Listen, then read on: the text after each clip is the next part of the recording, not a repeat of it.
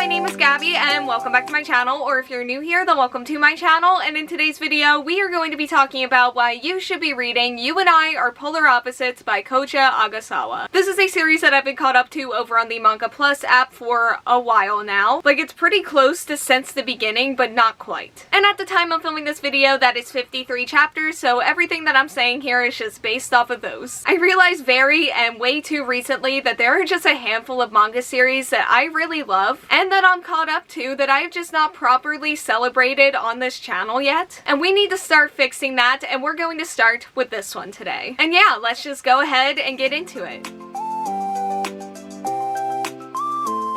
You and I Are Polar Opposites is a romantic comedy that follows our energetic main character Suzuki, who falls in love with the quiet boy in her class named Tani. And yeah, it is a very simple description for what is a very simple series and concept. And yet the way that they have executed it just feels like so much more to me. And let's go ahead and talk about the characters, and let's go ahead and start with Suzuki. She's very high energy and silly and like a little bit of an idiot, but I say that with just like so much love, and it is part of her charm. And I feel like it's part of the charm of quite a few of the characters in here. And as for Tani, he is more quiet, more of an introvert, and just very sweet. Both of them are very sweet. And as for the two of them together, I was originally attracted to this series in the beginning because of the art style and character designs. But one of the things I tend to have an issue with in anime and manga and just series in general is when a romance is based around a bland male protagonist having just a girl who he is not deserving of fall just head over heels in love with him. Which can be done well, and I'm sure I've seen it somewhere, but yeah, that was a concern that I had going into this series when I was just taking in this series at a surface level by looking at the poster and the description. And I don't think the series is that at all, so it's been extra lovely to get to know Tani specifically. Suzuki, though, I loved from the very beginning. I think she is just an incredible character. She's a lot of fun, and also probably one of my favorite characters that I'm reading right now. And let's go ahead and talk about Yamada next, because I feel like they could have taken him in a really annoying and tropey direction, because he is really close to Suzuki and they are besties. But that's it. They're besties. Nothing more, which is all really refreshing and wholesome, and they have such a fun and chaotic energy together, and I do feel like they have a very similar energy. Both are very extroverted, and again, he's a little bit of an idiot, and it's all just so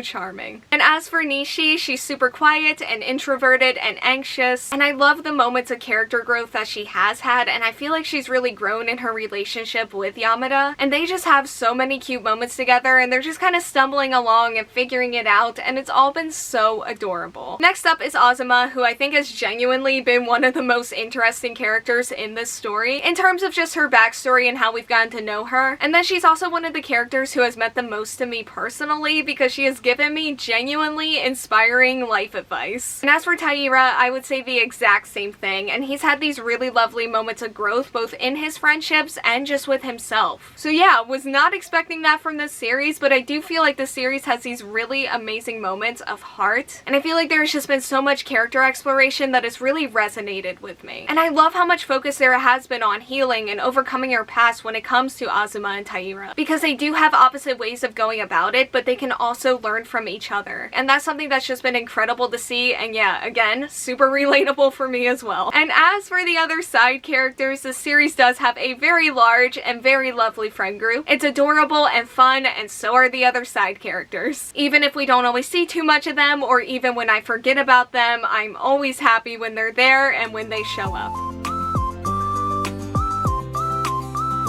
Let's go ahead and start talking about the relationships, and this is a romance series, so let's start there. Their whole thing is basically what the title says, like the couples are opposites of each other in some way, and Tani and Suzuki are technically the main couple here, but the others have gotten their own chapters and are very much holding their own when it comes to being in the spotlight, and at this point I would consider them as much as our main characters as Tani and Suzuki. And then there are also all some variation of introvert and extrovert couples, and they all just work so well and are extremely adorable. There is so much chemistry and so many cute moments. And I do think part of that is also the art style, because we do get to see a lot of those cute moments in a cute art style with characters who just look cute together. And then also the personality dynamics just work for me as well. And even though they do all kind of have that same gimmick going on, I do feel like all of the relationships are different and they're like their own little wonderful thing from each other. Like, I've never once been bored or underwhelmed by anything about this series. And again, there are just so many heartwarming moments. Like, I read a chapter and my heart just feels so warm and content and light and happy. And I do think that I am always going to be at least a little bit in love with a series that can make me feel that way. And I've loved the getting together storylines. I've loved the storylines that have come after that. And I feel like they balance these really fun and comedic moments with really heartfelt and human ones really well. And that goes for the romances, but it also goes for the friendships. And as for the friendships, like I said earlier, we do have one big friend group here, but we also have individual relationships and also like mini friend groups within the friend group. And it's been really lovely to see all of those relationships form and develop and just seeing the characters interact with one another. Because it's also just been really lovely to see all the relationships that have been there from the beginning and that have been there for a while. And something that I do think is interesting about Nishi's character specifically that I forgot to mention earlier, she isn't really from this friend group, and you do see her kind of feel awkward about that because that's who she is. And she also has her own little special friendship going on with a girl in her class too. And that's also what I really love about these friendships, is that everyone is just really nice or silly or like a wholesome level of tsundere, and they've all just had such fun and comedic moments with one another. They support each other as well, which is always amazing and heartwarming. And yeah, heartwarming feels like the perfect word to describe this series in general for me.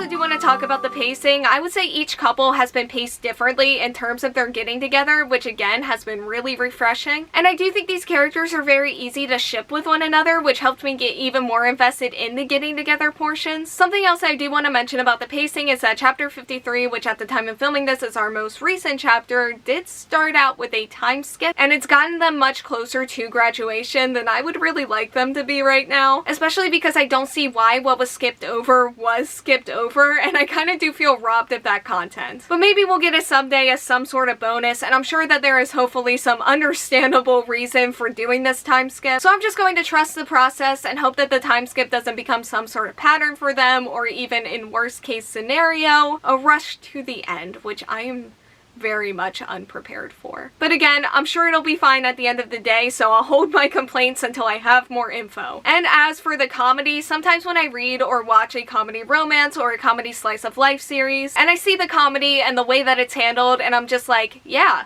they got it. And they know what they're doing in terms of timing, artwork, and just quality of the content. And as you can probably guess, this is one of those series for me. And I also feel like this is something that I really value and look for in a series like this, because I feel like you can really just tell when something's off, and it can really hurt the vibe and the flow of the series as a whole. But this series has a mix of adorable, wholesome, fun, and silly and chaotic comedy, which again, credit to the characters for that, but also just credit to the creator of the series in general. Wasn't a series that I was expecting to get this impressed by going into it. Like, I went into this with a few concerns that I mentioned earlier and just expecting something mindless and simple, but they have really surprised me and impressed me with just the quality of what they've been able to put out at every turn. And it's just not every day that I find a series that brings me Skip and Loafer levels of joy and heartwarming moments, which is maybe the biggest compliment that I could give to anything. And like, I don't think You and I Are Polar Opposites has reached like that level for me necessarily, but the feelings that I feel for it are not unsimilar. Like, when I read chapters from all of the manga series that I'm caught up to, this is always one of my favorites and one of the ones that I look forward to most out of a lot of really good series. And the reason why I wanted to talk about this series first out of all of those series that I haven't reviewed yet is partly because I feel like this series is underrated and deserves more love and attention. And I am very happy for the love that this series has gotten so far with their award nominations and the physical volume starting to come out. I would also really personally love an anime adaptation at some point, but you know,